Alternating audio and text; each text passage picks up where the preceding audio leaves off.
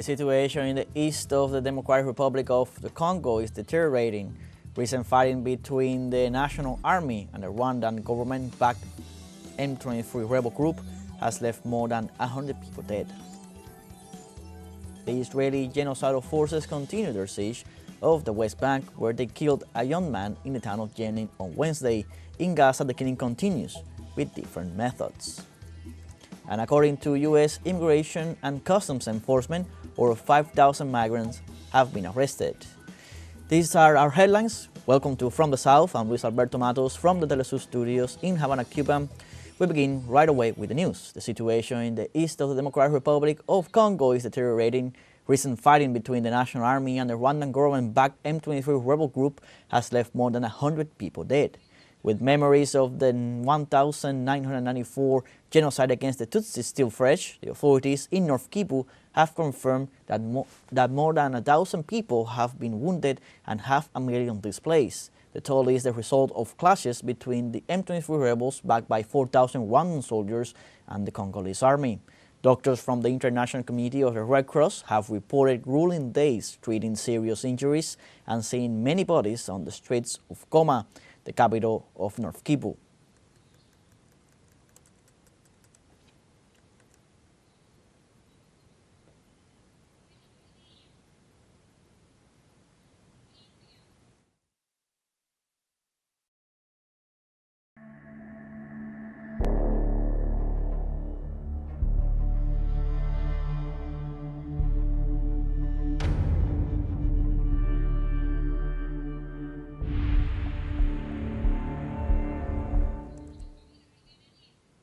The Israeli genocidal forces continue their siege of the West Bank, where they killed a young man in the town of Jenin on Wednesday.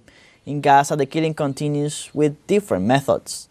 The Zionists did not respect the ceasefire in Gaza for a single day. On Wednesday morning, their boats wounded several fishermen in Han Yunis, south of the Strip, where they also arrested 2 of them. The mayor of Deir Stia, northwest of Salfit, Abdul Rashim Sidan, confirmed that the genocidal troops fired toxic gases at several houses in the area, killing a whole family, including a baby. All of them died of suffocation.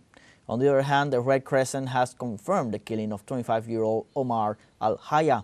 The young man was attacked by a drone in the city of Jenin.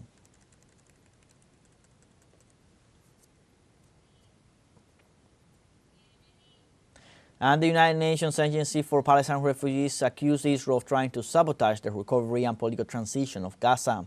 UNRWA chief Philippe Lazzarini made the accusation after the Zionist regime ordered to forcibly close the agency.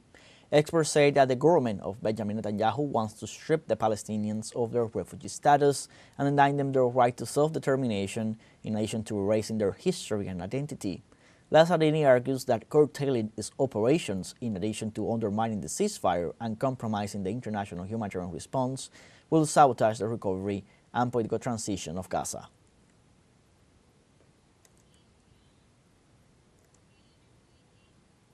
And the Israeli regime has carried out a new airstrike on Lebanon, violating the ceasefire agreement and leaving at least 14 people injured.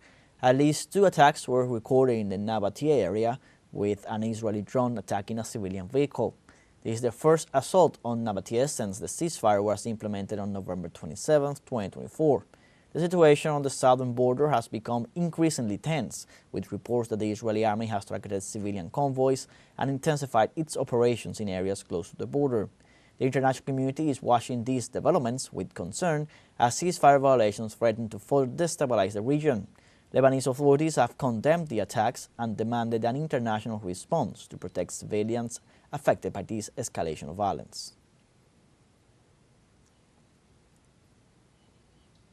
And on Tuesday, the UN Relief and Works Agency for Palestine Refugees in the Near East Commissioner General Philippe Lazzarini warned of the consequences of the Israeli ban. The Zionist regime has said that it will end all ties with UNRWA and any other agency acting on its behalf in the occupied territories. In an address to a meeting of the UN Security Council, UNRWA chief warned that this decision will be a complete disaster. In his words, the measure, which comes into force on Thursday, will jeopardize the international humanitarian response. In addition, it will aggravate the already catastrophic situation of the Palestinians in Gaza and the West Bank. The UNRWA chief also stressed that the move would only undermine the ceasefire and blatantly disregard international law.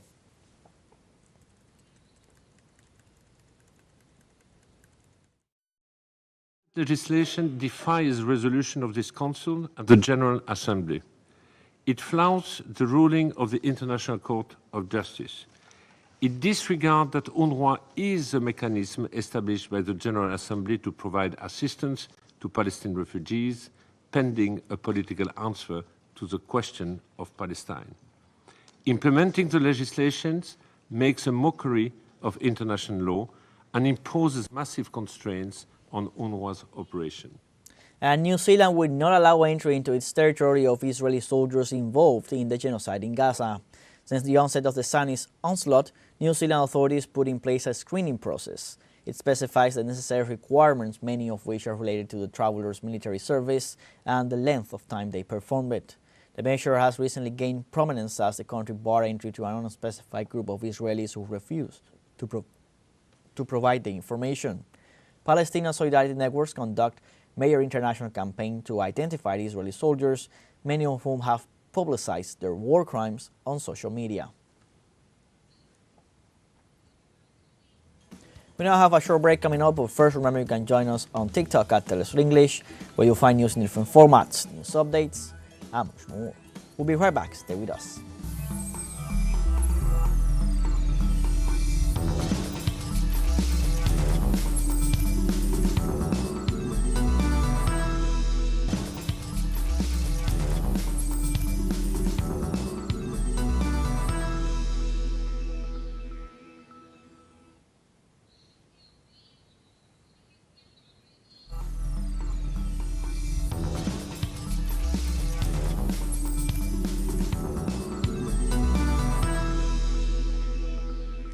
Welcome back.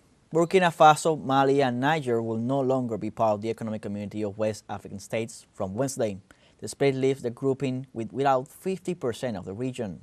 The three countries have formed the Confederation of Sahel States, a very important milestone in the region. The consequences for the Sahel are enormous, particularly in terms of economic impact, but it is also a reflection of the inability of the states that make up the Economic Community to deal with the crisis. The Sahel formally accepted the three countries' request to leave in December of this year. The new alliance that makes up the Confederation will maintain relations with ECOWAS states, but will distance itself from what it sees as behavior that is far removed from Pan-Africanism.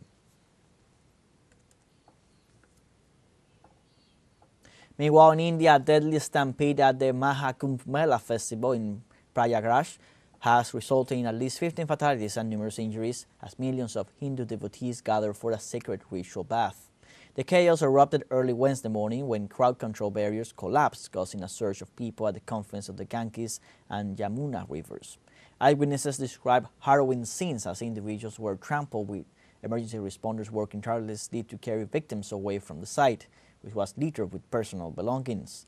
Despite the tragedy, many devotees continue to arrive at the festival, with officials anticipating record attendance on this auspicious day. In response to the stampede, police urged pilgrims to avoid the main bathing areas and implemented enhanced surveillance measures to monitor crowd density.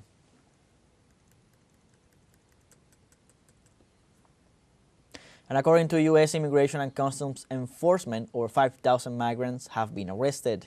The agency updated that 969 arrests were added to the 4,981 detentions reported at midday on Tuesday. In this way, the control operations ordered by President Donald Trump amounted to 5,950 arrests who have allegedly committed serious crimes. The federal government has a wide range to define crimes and offenses. In less than 48 hours, they have gone from murderers and thieves to people who are criminals just for entering the country illegally, as the White House spokesperson Caroline Leavitt ensured.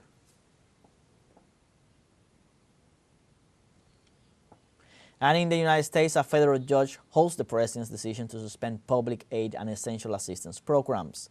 Another executive order by the President of the United States, Donald Trump, has been halted by the courts. In this case, the White House will not be able to freeze federal aid as ordered by the President. The order, which had unleashed a political storm by posing a risk to the health of millions of citizens, as well as affecting the energy transition and international aid, was blocked by a federal judge in Washington. The decision runs until February 3rd and has received strong support from the attorneys generals of 23 states, who announced they will challenge the president's action.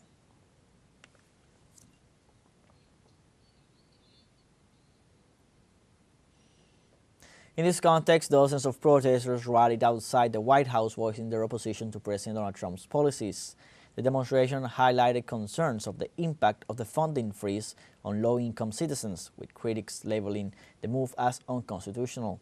As the rally unfolded, demonstrators shouted slogans and expressed their fears about losing access to vital healthcare services. Critics, including Democratic lawmakers, warned that such measures could create chaos in healthcare and education systems.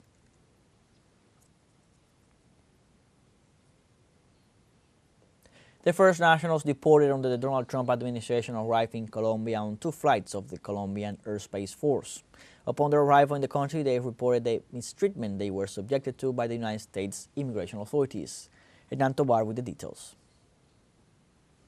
Luis and his family are part of the 201 Colombians deported by the United States government who arrived in the country from El Paso, Texas, and San Diego, California, in the United States. He tells how after his detention, he was mistreated by the authorities of that country in his deportation process. When I arrived in San Diego, they handcuffed my hands and feet. Even the women who were alone, they handcuffed their hands and feet. The only ones they didn't handcuff were the ones with their children. In front of our children, they handcuffed us, and the children were obviously watching. My daughter asked me, "Daddy, why are they handcuffing you? Are you going to jail?" Obviously confused.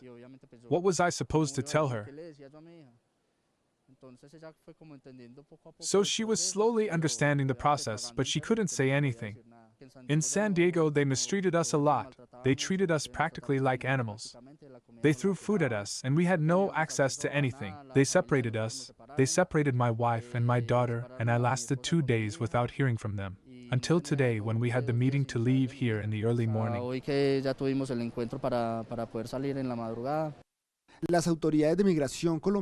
Colombian immigration authorities reviewed the disciplinary records of each of the deportees, and it was found that none of them is associated with or has any pending judicial investigation in Colombia or the United States, as stated by U.S. President Donald Trump, who claimed that criminals were being deported. None of them has a pending record with the justice system. None of them arrived handcuffed, which is important to point out to the country.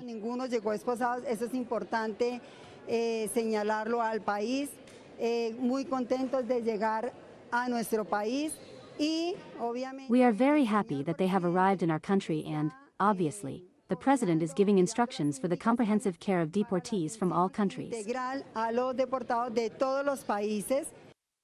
The Colombian government ratified that deportees must be treated with dignity and that they are not criminals. The Minister of Foreign Affairs made an assessment of the deported persons and assured that the protocols for deportation flights will continue to be enforced, guaranteeing their rights and respect for their dignity. The first flight from San Diego, California, brought 62 men, 32 women, and 16 children. In this group were 2 pregnant women who, according to medical reports, are in good health. The second flight from El Paso, Texas, brought 46 men, 45 women, and 5 minors. Consulate officials were attentive to ensure that the situation of our nationals on both flights was satisfactory, providing them with technical, medical, and food assistance. For these Colombian migrants deported from the U.S., the American dream has come to an end, and they maintain that nothing in life justifies the treatment they were subjected to.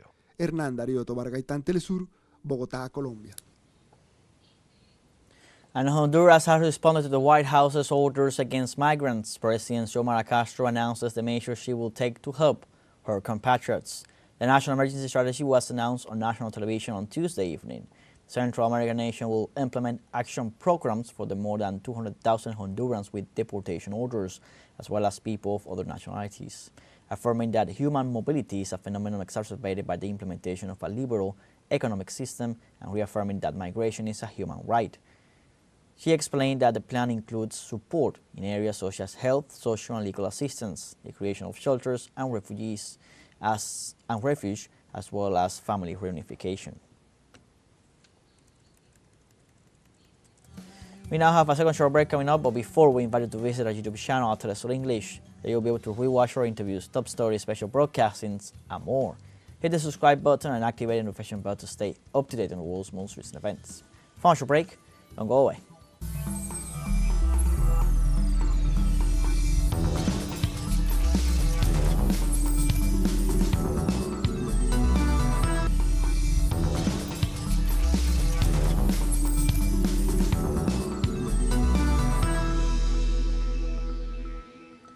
Welcome back. The electoral process advances in Ecuador. The governing body of the election announced the progress of the printing assembly and distribution of the packages. It also announced that a plan will be implemented to guarantee security of voters.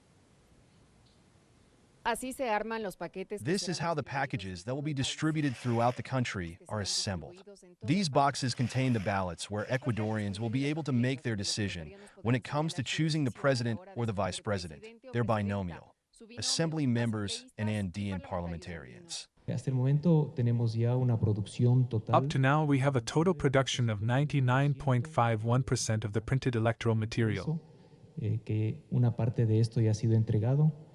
part of which has already been delivered, a total delivered to the integrating company, which corresponds to electoral documents, 88% of the total, and what corresponds to electoral ballots, 82% are already under the responsibility of the integrating company and are being distributed in parts to the different provinces of the country.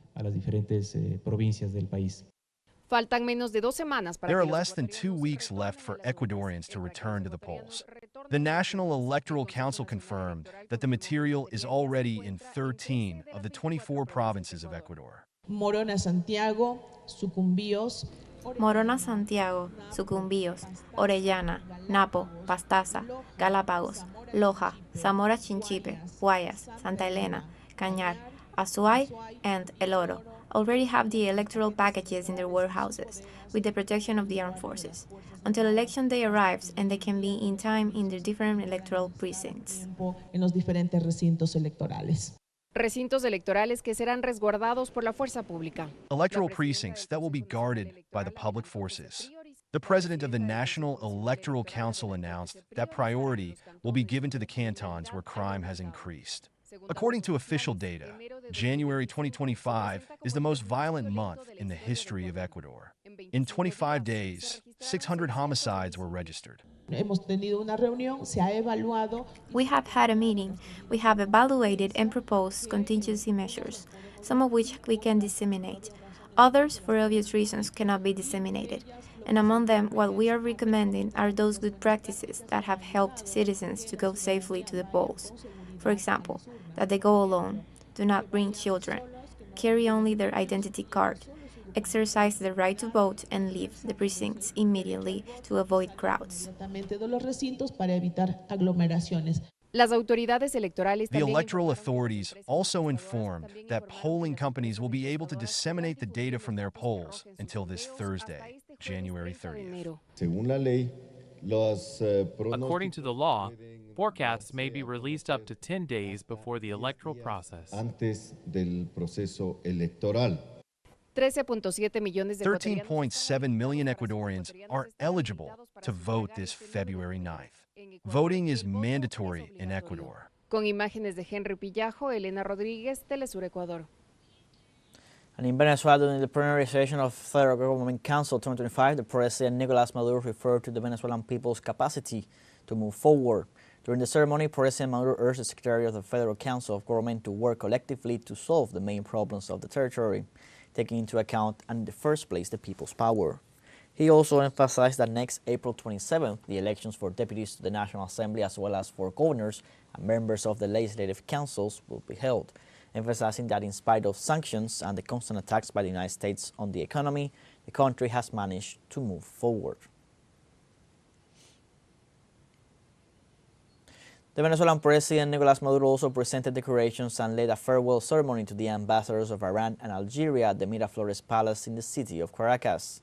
During the ceremony, he awarded the Francisco de Miranda Order in its first class to diplomats Hoyatola Soltani and Yassin Hadji in recognition to their outstanding work in the country. Venezuela and Iran share a historical relationship highlighted by their joint membership in the Organization of the Oil Exporting Countries and the Non-Aligned Countries movement, while relations with Algeria have been strengthened since 1971. President Maduro highlighted Bolivarian peace diplomacy as a key driver for a pluripolar world.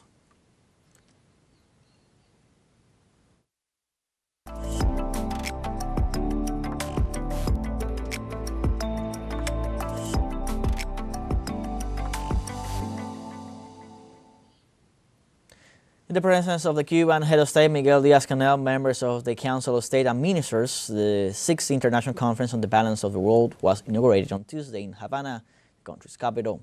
The event, considered a forum of plural and multidisciplinary thought, brings together world leaders and representatives of social organizations to promote dialogue between civilizations without hegemonism and with a culture of peace. Hector Hernandez Prado, coordinator of the organizing committee and president of the International Preparatory Committee, said that more than 900 foreign delegates from 93 countries take part. And hundreds of millions of people across Asia celebrate the Lunar New Year, ending the Year of the Dragon and welcoming the Year of the Snake. During this period, the Chinese enjoy 8 consecutive public holidays for the Spring Festival 2025. During the traditional 40-day period before, during, and after the Lunar New Year holidays, some 9 billion inter-provincial passenger trips are expected to be made on all modes of transport, according to the state news agency Xinhua. In many parts of East and Southeast Asia, including China, South Korea, Singapore, Vietnam, and Thailand, houses and public buildings are decorated with traditional red banners to ward off evil. This year, the festivities even extended into space, with Chinese astronauts Kai Shuse, Son Lingnon, and Wang Houzi sending New Year greetings from the Tiangong space station on Tuesday. We have come to the end of this news brief. Remember, you can find these and many other stories on our website at telesurenglish.net. So join us on our social media: Facebook, X, Instagram, Telegram, and TikTok. For Telesur English, I'm Luis Alberto Matos. Thank you for watching.